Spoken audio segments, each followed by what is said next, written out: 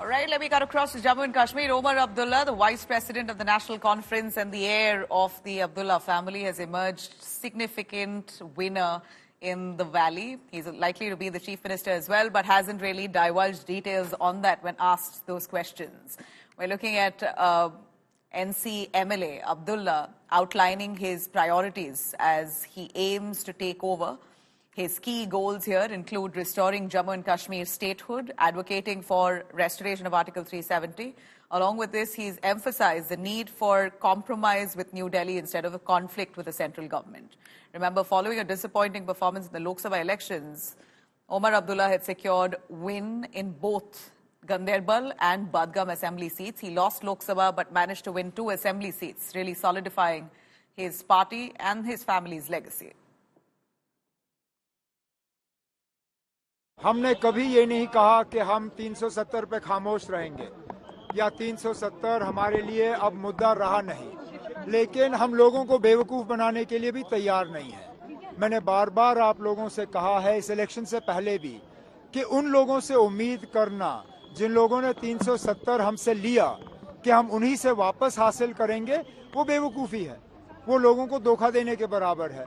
हम लोगों को धोखा देने के लिए तैयार नहीं है, लेकिन इस मुद्दे को हम जिंदा रखेंगे, इस पे हम बात करते रहेंगे और यह उम्मीद करेंगे कि आज नहीं तो कल मुल्क में हुकूमत बदलेगी, निज़ाम बदल जाएगा, ऐसी हुकूमत आएगी जिसके साथ हम बैठ के इस मुद्दे पे बात कर सकेंगे और कुछ ना कुछ जम्मू कश्मीर के लिए हासिल कर सकेंगे। The first business of the cabinet should be to pass a resolution asking for statehood to be restored to Jammu and Kashmir, and the Chief Minister should travel to Delhi with that resolution, call on the senior leadership of the country and ask them to fulfill their promise, because it is the Honourable Prime Minister, the Honourable Home Minister and others who have promised the people of Jammu and Kashmir statehood.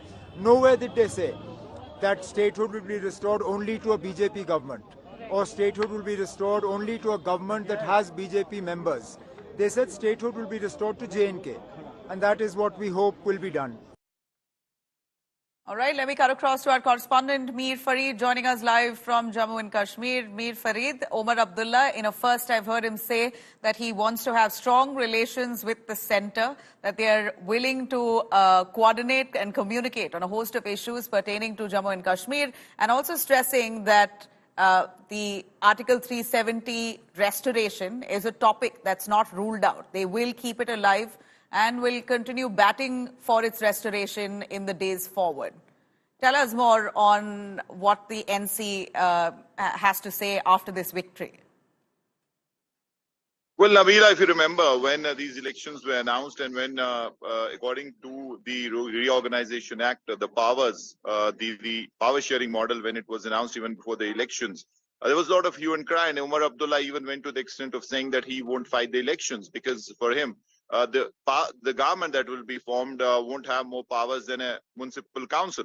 And then we know that he fought from 2 seats, not 1 but 2 seats, and now his father Farooq Abdullah has already announced that he'll be the Chief Minister of the coalition for the complete term. So this climb down and this change of what he said earlier is not new as far as Omar Abdullah is concerned, and now quite clearly he is trying to warm up to the center, to the BJP government, and trying to start this new government, or as he takes oath, or as they really go ahead and form the government on a positive note. He knows that this is not going to be easy. The power sharing model is not what it used to be. Previously, he was the Chief Minister when Jammu Kashmir was a complete state.